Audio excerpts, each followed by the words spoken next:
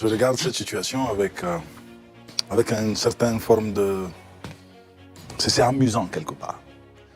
Quand vous regardez, par exemple, et je prends tous les pays qui sont aujourd'hui appelés par beaucoup de politologues, ils appellent ça la ceinture des Kouta, donc Mali, Niger, Burkina et un peu la Guinée.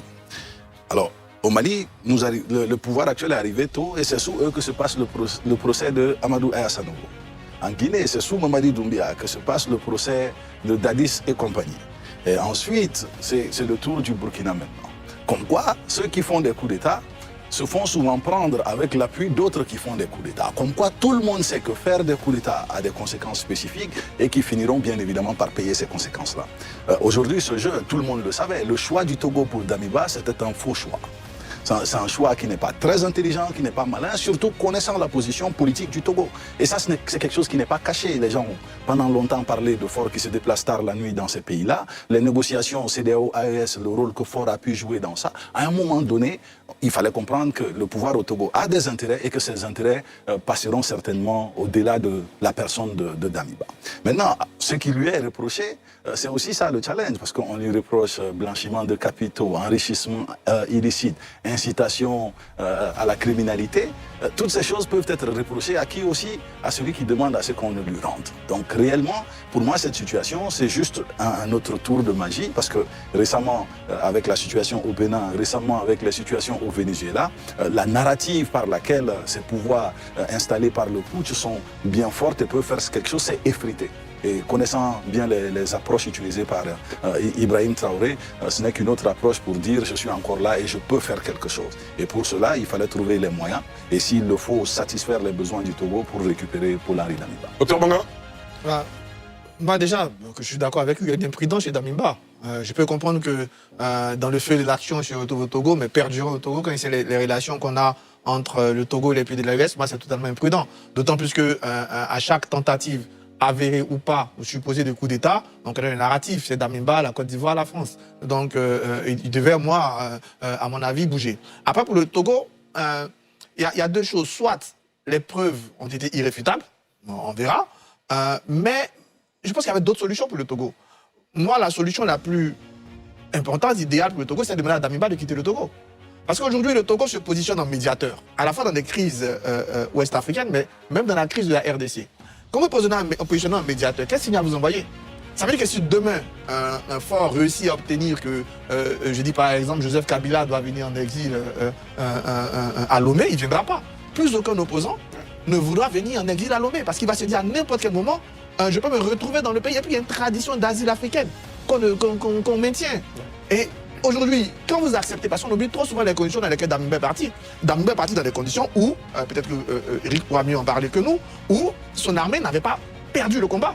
Ils auraient peut-être perdu la bataille, mais pas encore la guerre. Et c'est en ce moment-là que ce soit le Moro Naba, les chefs traditionnels, les chefs religieux, le Togo apparaît pour dire à Damiba, si tu continues de faire de la résistance face à ce qu'enclenche Ibrahim Touré et sa bande, on risque de se retrouver dans le chaos. Et donc pour éviter le chaos, casse-toi au Togo. Mais à partir de ce moment-là, ce n'est plus, on parle de droit ou de politique, mais Damiba n'est pas en situation de droit au Togo, il est en situation politique. Et en ce moment, la première solution de politique, soit on a des preuves irréfutables comme Damiba, en ce moment-là, on le menace, on lui demande d'arrêter, quitte à le garder quelques jours, on lui demande tout simplement de plier bagage. En ce moment, on n'est plus fâché avec les potes burkinabés, mais dans ces conditions-là, le Togo lui-même, qui veut se positionner en médiateur dans les crises africaines, envoie un très mauvais signal aux opposants qui vont vouloir se réfugier au Togo au nom de la paix dans leur pays. Bien sûr. Eric Bayala.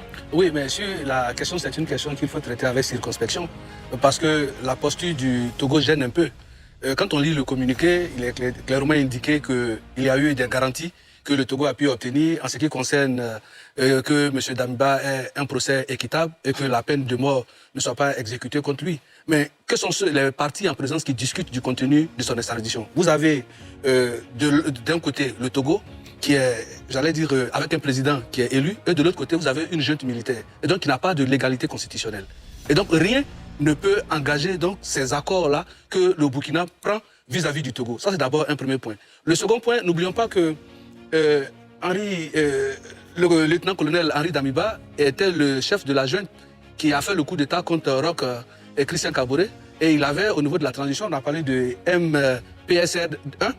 Et Ibrahim Traoré arrive avec le même MPCR, mais 2, avec des visions différentes. Et donc, il y a forcément, si vous voulez, depuis toujours, cette volonté manifeste de pouvoir maîtriser Damiba, parce que Damiba avait été le chef dans l'armée d'Ibrahim Traoré, il avait les troupes avec lui. C'est cela. Mais à côté de cela, quand le coup... Ce que je vais vous proposer, c'est de vous permettre de faire votre développement juste après le JT, parce que l'heure commence à presser. Je vais permettre quand même à Sylvain Guédé-Débailly d'en dire un mot avant d'aller à NC News. Sylvain, Oui, d'entrée de jeu. oui, d'entrée de jeu, moi je dirais que le lieutenant-colonel a peut-être manqué une occasion, n'est-ce pas, de ne pas gêner le pouvoir burkinabé, puisque il sait très bien, c'est à l'issue des négociations qu'il a pu obtenir l'exil au Togo. Il devrait donc rester tranquille. Mais dans tous les coups, avérés ou non, son nom est toujours cité. Il a fini par agacer son hôte, qui est le président Faure Gnassingbé, et le président Faure Yadema. Et je pense que quand on me dit que Damiba, on devait lui proposer de quitter le Togo, non, il n'avait pas à quitter le Togo. Le Burkina a présenté une demande d'extradition, accompagnée d'un mandat d'arrêt. Il ne pouvait qu'exécuter le mandat d'arrêt, comme il l'a fait dans d'autres situations. Dans la situation ivoirienne, on se souvient que Lida Kwasi, qui était aussi réfugié au Togo, a été extradé dans les mêmes conditions. Donc c'est le même Togo, c'est le même Faure. Et je pense que l'avenir nous dira ce qui va se passer. Mais je pense que Damiba est présumé innocent. Il fera face à la justice burkinabé. Dieu merci, la peine de mort ne sera pas retenue contre lui. Il est présumé innocent. Le procès va s'ouvrir. Peut-être qu'il pourra gagner le procès. Qu'est-ce qu'on en sait? En fait, je disais que le MPSR, le mouvement patriotique pour la sauvegarde et la restauration, c'est ce mouvement-là que les deux protagonistes qui se disputent le pouvoir aujourd'hui sont ici. Le pouvoir, il y a un qui exerce le pouvoir et puis il y a un autre. Oui, mais parce que Henri-Paul Damiba a eu un contentieux sur un conflit de pouvoir qui n'avait pas été résolu. Et il s'est retrouvé, on appelle ça, au Togo. Et je rappelle que quand il y a eu la confrontation pour que le coup d'État soit consommé, les forces qui étaient fidèles, sinon loyales à Paul Damiba, avaient quand même le contrôle de l'essentiel des institutions. Il a fallu l'intervention de l'archevêque. Ils sont même intervenus pour demander à ses parents d'aller le voir pour lui dire d'accepter, sinon est-ce que pour la paix et la... Pour éviter un bain de sang. Pour éviter un bain de sang. Et donc, c'est dans la précipitation que les négociations se sont faites et qu'il s'est retrouvé au Togo. Mais en même temps, la posture du capitaine Traoré et de son régime vis-à-vis de Damiba arrive quand même à me gêner un peu. Pourquoi? Ils se plaignent de ce que faire un coup d'État est mauvais. Comme si eux-mêmes, ils avaient la légitimité. Je pense que c'est par un coup d'État qu'ils sont venus. Ils avaient estimé que les autorités civiles n'avaient pas la compétence nécessaire pour assurer la défense et la restauration du territoire burkinabé. Et donc c'est pour cela que Henri Damiba, avec à cette époque-là, le capitaine Ibrahim Traoré, sous ses ordres, qui ont fait le coup d'État contre Roch Christian Kaboré. Chemin faisant, le capitaine Ibrahim Traoré prend d'abord une partie des éléments du même mouvement duquel il est issu pour faire un coup d'État à Damiba. Damiba laisse le pouvoir, il se réfugie au Togo. Il veut aussi revenir prendre sa place parce que c'est sa place que Traoré avait eu à prendre. Maintenant, la posture du Togo sur cette question, c'est que quand bien même qu'il y a eu un mandat d'arrêt et demande d'extradition, mais en droit, ça ne se fait pas de façon automatique. Parce que là où vous vous réfugiez, il faudrait qu'on ait l'assurance que le pays, sinon votre pays d'origine, va vous garantir un certain nombre de droits. Mais est-ce qu'aujourd'hui, on peut dire que l'autorité judiciaire burkinabé jouit pleinement d'une légitimité institutionnelle qui ne peut pas être inféodée par des décisions de la junte? C'est ça la question. Parce qu'on a le sentiment qu'on a dit oui au gouvernement togolais pour, j'allais dire, remplir une formalité. Mais jusqu'à ce jour, vous avez vu Serge Daniel qui est intervenu, ni son épouse n'a pas encore eu droit à un avocat. Mais figurez-vous, Ali, il a été interpellé le 16. Le 17, c'est-à-dire un jour après, au lendemain, il a été extradé directement à Ouagadougou. À quel moment on a pu discuter de tout ça? Quelles sont les garanties qui ont pu être assurées pour que Damiba puisse partir? Et de l'autre côté, est-ce que le Togo n'est pas en train d'envoyer un signal? Parce que quand on sait qu'on a vu la réforme constitutionnelle togolaise aujourd'hui, il y a eu beaucoup de remous dans la société. C'est pour dire, bon, si vous tentez quelque chose contre le régime et que vous vous réfugiez quelque part, nous sommes dans des dispositions où ceux qui viennent se réfugier chez nous, on les envoie dans le pays d'origine. Donc si tant est-il que ça se fait chez nous, figurez-vous que partout où vous serez dans la sous-région, il est fort probable également que vous aussi vous soyez extradé dans votre pays. Donc en clair, nous sommes dans une position où on ne peut pas dire que cette action est loin du politique, c'est une affaire juridico-politique parce que quand on veut prendre le pouvoir, c'est pour assumer des responsabilités politiques au sommet de l'État. Et avec la posture du capitaine Ibrahim Traoré, qui a tout fait pour avoir la peau de Damiba, on essaie de voir comment est-ce que ça va se terminer pourvu qu'il ait un procès équitable. On a dit que la peine de mort a été restaurée mais ne sera pas appliquée. Mais on n'a aucune garantie à l'issue de ce procès qui va s'ouvrir et qu'est-ce qui envoie comme signal fort en ce qui concerne le fait qu'il ne soit pas peut-être envoyé à la guillotine. Arthur Banga? J'ai écouté avec un peu d'amusement Sylvain Bailly tout à l'heure qui faisait la drôle de comparaison avec Moïse Dakwasi. Je rappelle qu'il n'y a pas d'accord, il n'y avait pas d'intervention politique. Moi, c'est même pas une affaire juridique, c'est une affaire politique. Parce que quand Moïse Dakwasi s'exilait, le gouvernement togolais n'avait pas de discussion avec. Il faut comprendre le contexte dans lequel Damiba part. Damiba part avec intervention politique d'un médiateur, qui est le Togo. Comme l'a bien rappelé Eric, peut-être que vu d'Abidjan, vous pensez que le coup d'État était consommé, il n'était pas encore consommé. Il y avait encore des forces qui étaient fidèles à Damiba, qui tenaient encore des positions. Il a fallu avoir une intervention d'abord interne, et ensuite l'intervention du Togo, qui devient un médiateur. Mais un médiateur, ce n'est pas un juge. Un médiateur, il est là pour concilier les positions. Il peut s'appuyer sur des décisions de justice. Il peut s'appuyer sur du droit pour essayer de concilier les positions. Le médiateur, ce n'est pas un juge. Il fait ce qu'on appelle des missions de bons offices. On demande au Togo, dans ces conditions, d'être un médiateur comme le Togo est en train de le devenir. C'est qui n'est même pas si mauvais comme le Togo dans sa position avec l'AES. C'est bien qu'il y ait des pays qui permettent cette discussion entre la CEDEAO et l'AES. Parce que si on n'a pas le Togo, si on n'a pas de médiateur entre la CEDEAO et l'AES, c'est la catastrophe. Donc aujourd'hui, oui, pour moi, c'est d'abord une décision politique. Et puis l'idée n'est pas de renverser IB, ça ne sert à rien aujourd'hui. Si le Togo a eu des preuves aujourd'hui que Damiba est impliqué, en ce moment, je demande aux Togolais d'être des politiques. Serge Daniel, votre confrère, vient de nous révéler que le monsieur demande d'aller aux États-Unis depuis 2 ans. Mais voilà, Dieu merci, il y va. La pensée du Togo devait de rassurer son partenaire, on ne sera pas une terre de déstabilisation. C'est normal si le Burkina estime que sur le territoire togolais, il y a quelqu'un qui le déstabilise, c'est normal que le Togo lui amène des garanties. Donc, il n'y avait pas d'accord autant de l'IDA quoi sur n'importe qui. Là, le Togo en position de médiateur. Deuxième chose, la justice. On est dans un régime d'exception. On n'est pas dans une république. Donc, dans un régime d'exception, je comprends qu'on peut avoir la prudence de l'hypothèse, mais le fait qu'on soit dans un régime d'exception, on ne peut pas livrer quelqu'un à un régime d'exception. En 2000, la Côte d'Ivoire n'a jamais été dans un régime d'exception. Après, même sous Laurent Gbagbo, la Côte d'Ivoire est un président de la République. Donc on ne peut pas comparer ces deux situations. Aujourd'hui, le gros problème, il y a 2 questions qui sont mises deux problèmes majeurs. La question de l'asile politique qu'on donne à des leaders d'opposition. C'est une tradition africaine. On a eu toujours des leaders d'opposition. Aujourd'hui, la Côte d'Ivoire, des gens comme... Vous imaginez, maintenant, on se lève, on ramène Sidi Touré, on ramène Dalen Diallo, on ramène des gens chez eux. Non, on peut tous ici... Vous voyez, on est dans des pays qui sont fragiles. On peut tous ici se retrouver dans la situation de Damiba d'une manière ou d'une autre, où tu vas te retrouver dans un pays comme une terre d'asile. Il faut qu'on ait de la protection pour ces réfugiés politiques. Il faut même que la CEDEAO garantisse ce statut-là à certaines personnes. Maintenant, si elles ont enfreint à leurs obligations, que c'est montré, c'est démontré, dans le cas où vous êtes médiateur, il faut une réponse de médiateur. Une réponse de médiateur, ce n'est pas de livrer quelqu'un à la vindicte, mais c'est d'essayer de retrouver des solutions de paix et de stabilisation. Et je trouve que la meilleure, c'était soit même de garder Damiba en prison au Togo, ou bien de lui permettre de partir ou pas, ou sera plus menaçant pour le régime d'Ibé. Parce que je suis bien d'accord, l'idée, c'est pas de menacer le régime d'Ibé non plus. Alassane? Alors, 2 choses pour moi. La première chose, c'est que ça me dérange personnellement qu'on les qualifie de juntes. Mon très cher aîné me pardonnera, parce que d'autant plus qu'il y a quelques mois à peine, le ministre des Affaires étrangères de Côte d'Ivoire, délégué, s'était rendu à Ouagadougou pour essayer d'arriver justement à la désescalade. Et je pense que la presse nationale au Burkina comme en Côte d'Ivoire peut contribuer justement à cette désescalade. Ça, c'est la première chose. La deuxième chose, je pense que les autorités à Ouagadougou, après avoir réussi à faire tomber le régime de Paul-Henri Sandaogo Damiba, étaient sur le qui-vive et voulaient à plusieurs reprises l'avoir coûte que coûte. L'avoir, c'est-à-dire l'avoir sous leur protection, ou bien en tout cas l'avoir dans leur périmètre pour l'empêcher de mener quelques actions subversives que ce soit. Maintenant, aujourd'hui, c'est très compliqué parce que quand on regarde Paul-Henri Sandaogo Damiba et on regarde Ibrahim Traoré, c'est 2 visions qui sont carrément aux antipodes.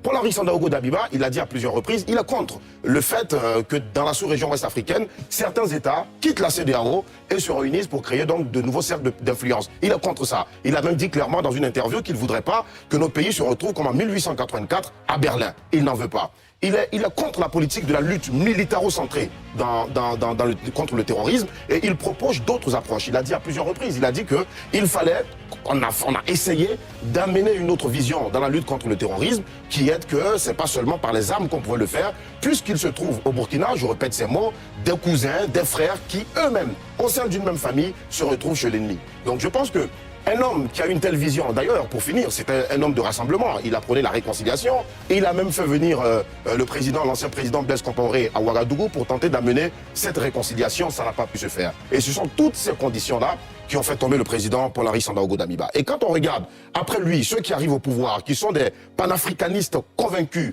achevés, qui roulent, mais vraiment à l'antipode de tout ce que lui il a eu comme manière de fonctionner et comme vision, je pense qu'à un moment donné, ils se sont dit clairement qu'ils représentent toujours une menace. Le Togo, je ne vais pas revenir sur les brillantes interventions qui ont été déjà faites sur le Togo. Je suis juste contre l'avis de mon cher aîné parce que Sylvain Guédé-Debailly, j'estime que un régime qui a déjà commencé à diffuser depuis des semaines des témoignages de personnes impliquées dans le coup d'État à la télévision nationale, matin, midi et soir, et sur les réseaux sociaux, le ministre de l'Intérieur et de la Sécurité, qui a lui en communiqué, qui a désigné clairement Paul-Henri Sandaogo Damiba comme étant le cerveau de cette tentative de coup d'État qui viserait aussi à éliminer le président en exercice et plusieurs autres cadres du pays, c'est pas extraordinaire qu'il aurait droit à un procès équitable. D'ailleurs, il a été pris, sa famille, Serge Daniel l'a dit, n'a aucune nouvelle de lui, il est sans avocat, donc ça veut dire qu'on part déjà mal. Faut pas rêver d'un procès équitable. Tout ce qu'on pourrait espérer, c'est que la peine de mort, l'absence de peine de mort que les Togolais ont dit dans leur communiqué soit vraiment respectée. Alors, je précise, justement, dans ce communiqué, il dit ceci: la chambre d'instruction de la Cour d'appel de Lomé a ensuite été saisie du dossier à l'issue de son audience publique. Tenue le 16 janvier, cette juridiction a donné un avis favorable à la requête ainsi introduite sur le fondement de l'offre de réciprocité des autorités burkinabées des instruments internationaux auxquels le Togo est partie et des garanties offertes par ces autorités quant au respect de l'intégrité physique et de la dignité de M. Damiba Paul-Henri Sandaogo, de ses droits au cours de la procédure, notamment celui d'un procès équitable et l'absence de la peine de mort. Après cet avis favorable de la Chambre d'instruction, M. Damiba a été remis aux autorités de la République du Burkina Faso le 17 janvier 2026. C'est-à-dire que le Togo semble s'être donné toutes les garanties pour que Paul-Henri Sandaogo Damiba ait droit à un procès équitable. Cheikh Oumar, allez-y. Alors, première des choses, il faut écouter souvent ce qui se dit. Moi, je me souviens bien d'un capitaine, Ibrahim Traoré, qui disait qu'il ne fera pas les mêmes erreurs de Sankara. Et je ne vais pas le citer mot pour mot, mais ce qu'il a dit dans cette interview a un sens clair. Il a dit que lui, il ne se fera pas prendre.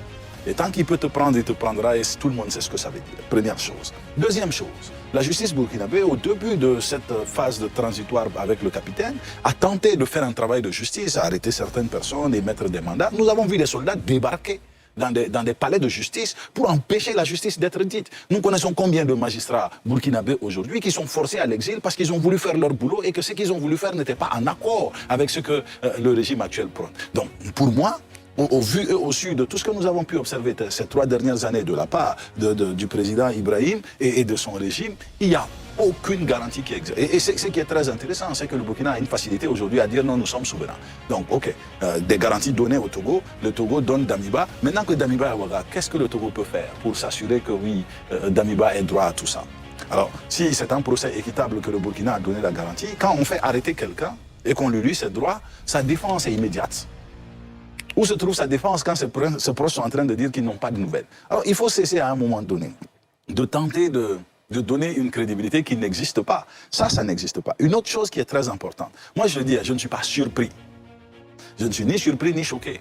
Dans la ceinture des coups d'État, comme on l'appelle maintenant, il y a IBE suit une méthode. Cette méthode, elle est inspirée de chez moi, au Mali.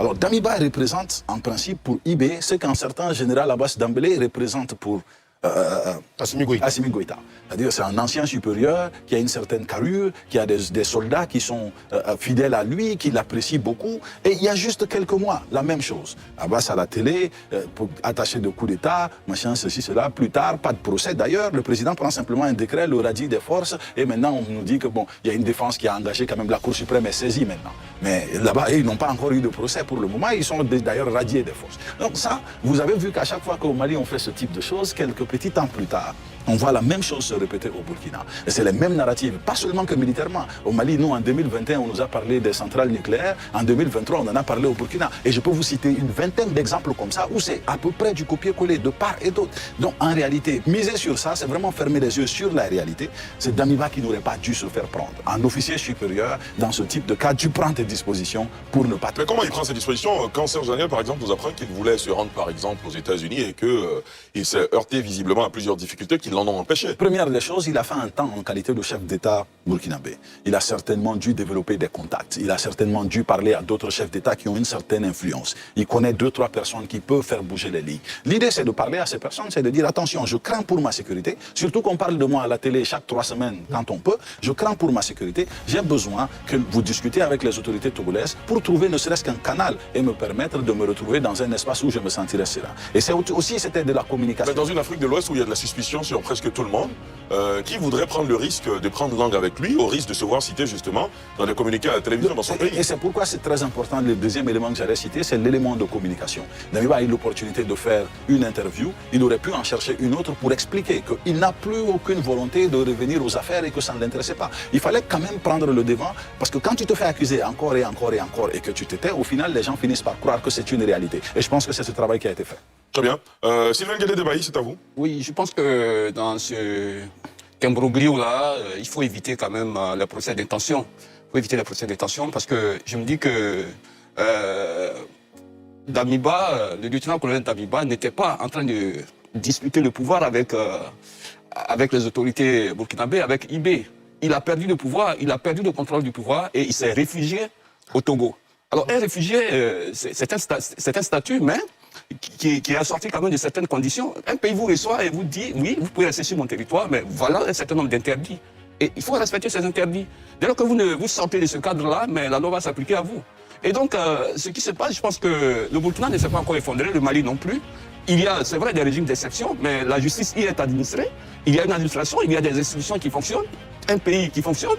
Donc, on ne peut pas douter de sa capacité à rendre justice. Et c'est justement des garanties que ces autorités burkinabées ont présentées. Qu'est-ce que, de notre position, qu'avons-nous, quel élément avons-nous pour préjuger de ce que le Burkina ne tiendrait pas ses engagements? Mais il y a toujours la coopération internationale qui existe. Le Burkina est encore dans certaines structures de coopération internationale. Et donc, c'est un État qui fonctionne. M. Damiba a certainement commis des erreurs, a certainement enfreint à la loi. Il était justiciable comme tout le monde. Il n'a pas, dans ce qui se passe, on dira que nous, on est au-dessus de la loi. Et donc, si les autorités burkinabées estiment que M. Damiba, de sa position, tente de déstabiliser, bon, mais ils présentent les éléments de preuve et je crois que c'est ce qui a été fait. L'État togolais est quand même assez responsable. Monsieur Faure est au pouvoir au Togo depuis un certain nombre d'années. Il a vécu des expériences. Et donc, quand il agit, je pense que c'est un homme à qui on peut faire confiance. Et il sait pourquoi il a fait cet acte. Bon, maintenant, on peut dire ce qu'on veut, mais au Mali, aujourd'hui, il y a un procès qui se déroule, le procès de l'ancien Premier ministre. Vous n'allez pas me dire que l'ancien Premier ministre n'a pas... Vous parlez de qui, Choguel Maïga? Non, Moussa Mara. Ah, de Moussa Mara? Procès pour ça. Mais c'est une procédure qui est en cours au Mali. Ah bon? Vous êtes voilà, donc, alors, laisse terminer.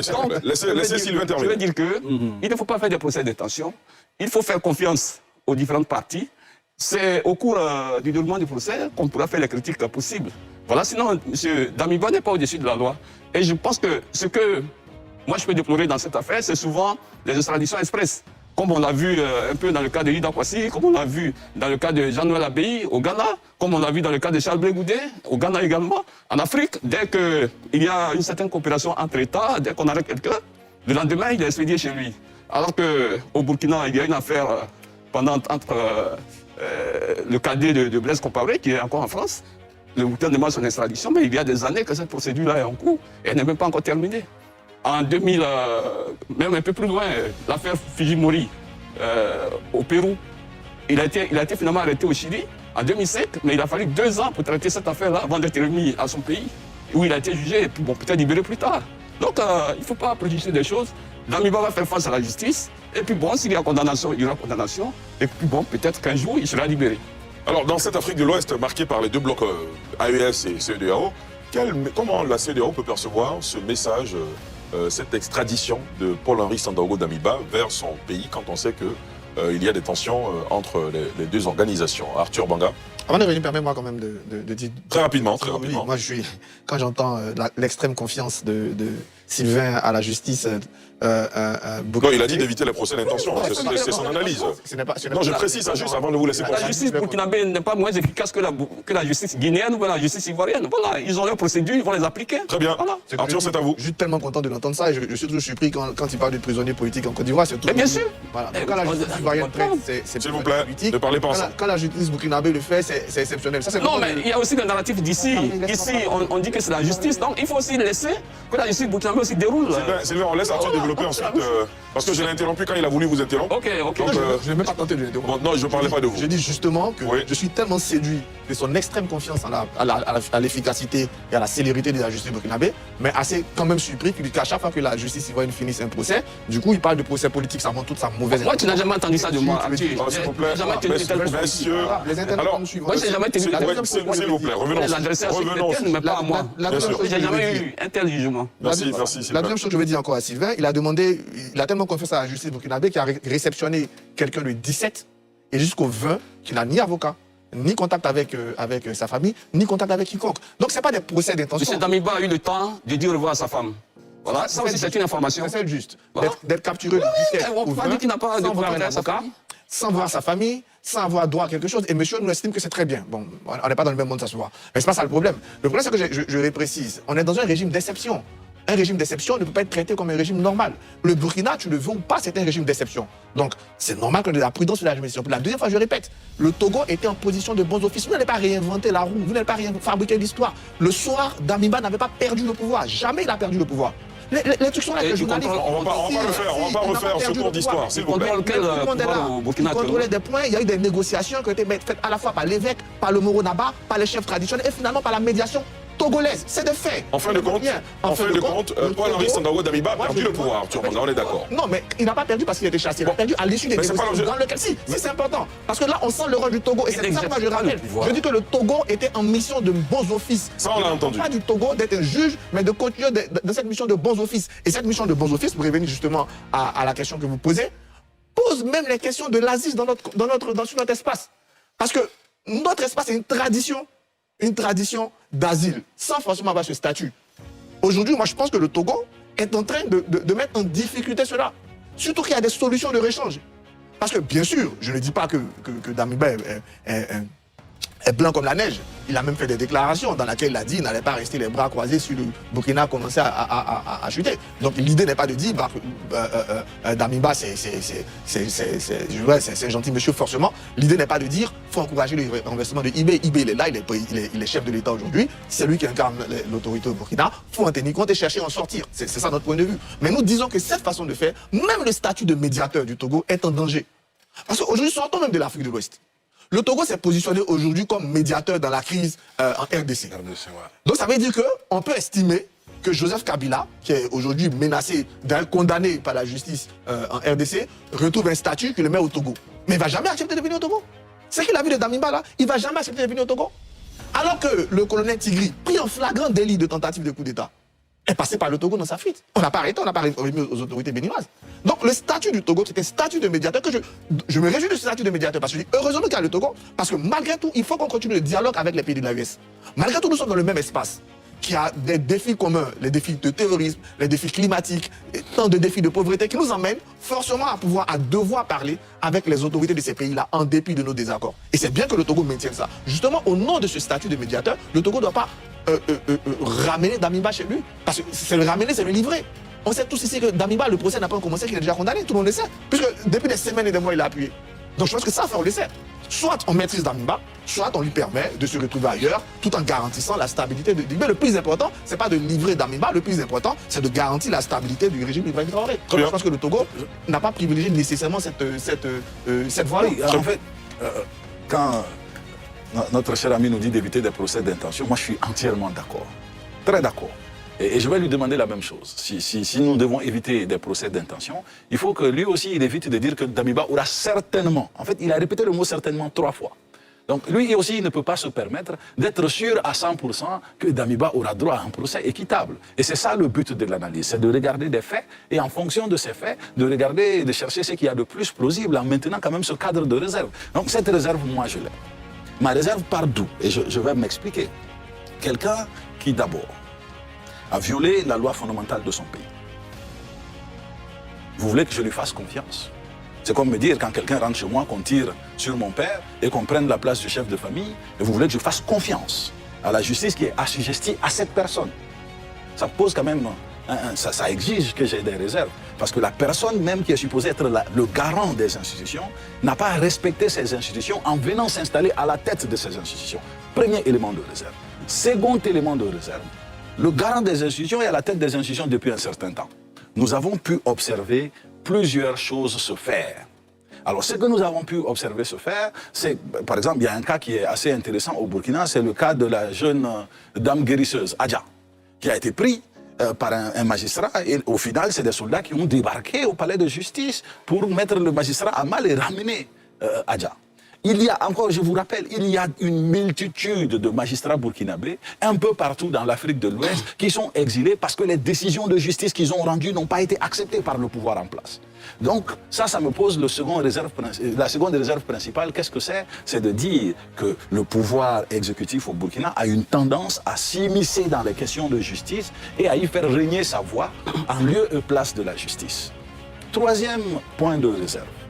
Damiba, et je pense qu'Arthur l'a touché, n'est pas blanc.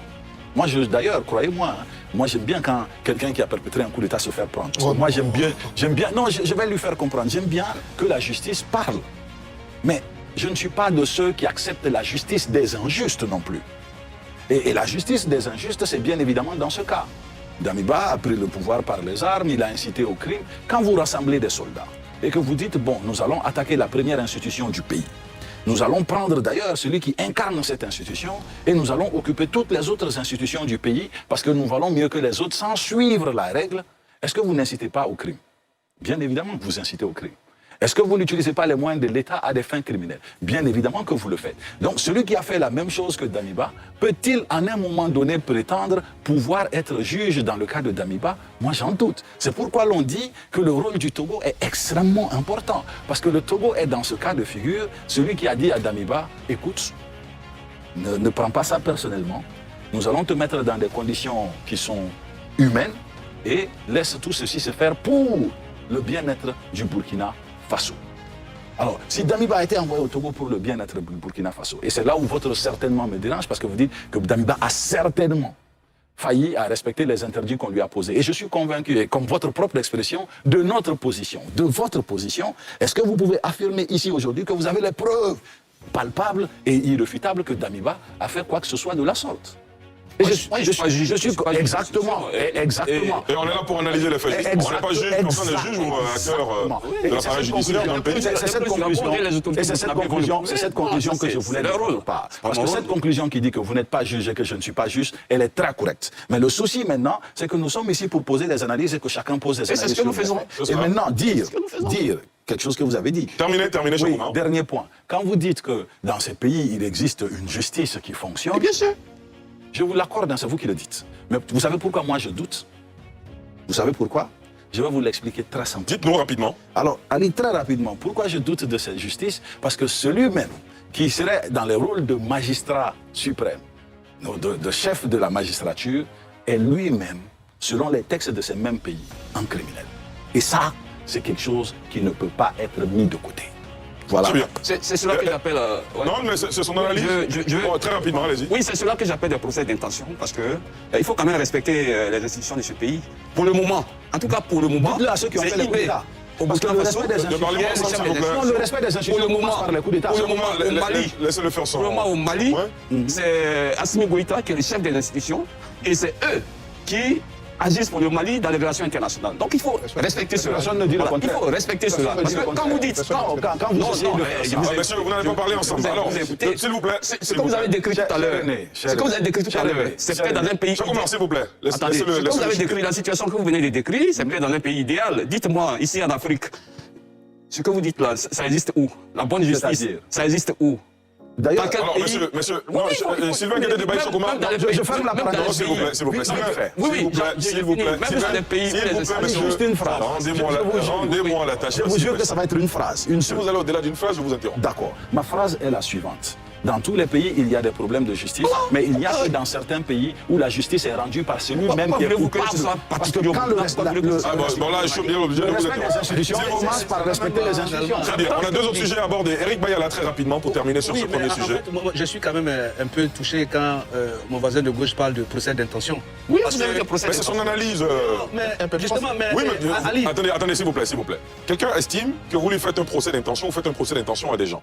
C'est son analyse, il a le droit, s'il vous plaît, il a le droit d'avoir cette analyse. Vous avez tout aussi le droit d'estimer que son analyse est erronée. C'est toute la beauté du débat. Absolument. Donc on se calme, on baisse la tension. Eric Bayala, c'est à vous. oui, en fait, mon intention n'était pas d'allumer une autre tension, mais était Heureusement. de faire comprendre que quand on parle de procès d'intention, mais tu l'as bien dit, il s'agit d'apprécier les faits qui nous sont soumis. Mais quand on regarde dans un pays où, parce qu'un magistrat a rendu une décision de justice, on le met en tenue militaire et on l'envoie au front, ça se passe au Burkina Faso. Et donc, dans le dossier d'Amiba, on dit qu'il sera mis aux autorités pour qu'il ait un procès équitable. Mais quels sont les éléments, sinon quels sont les acteurs de ce procès? C'est cette justice où les magistrats sont envoyés au front qui doivent pouvoir le juger. Est-ce qu'aujourd'hui, l'autorité judiciaire burkinabé a, j'allais dire, cette légitimité-là institutionnelle pour pouvoir marquer son indépendance vis-à-vis de ceux qui gouvernent le Burkina? Ce n'est pas ça, le dit, ce n'est pas faire un procès d'intention. Parce qu'il faut avoir des réserves dans l'analyse et se projeter au regard des faits qui nous sont soumis. Mais quand on regarde l'évolution de la vie politique, juridique et sociale du Burkina à travers des faits factuels qui sont connus de tous, nous sommes à même de dire que le lieutenant-colonel Henri Sandaogo Damiba a été livré. Et sur la question de sa survie, il y a des doutes. Parce qu'avant lui, il y a eu des personnes qui ont été enlevées. Jusqu'à aujourd'hui, on ne sait pas où ces personnes-là sont. Et cela est coutumier des faits de ce régime qui est là.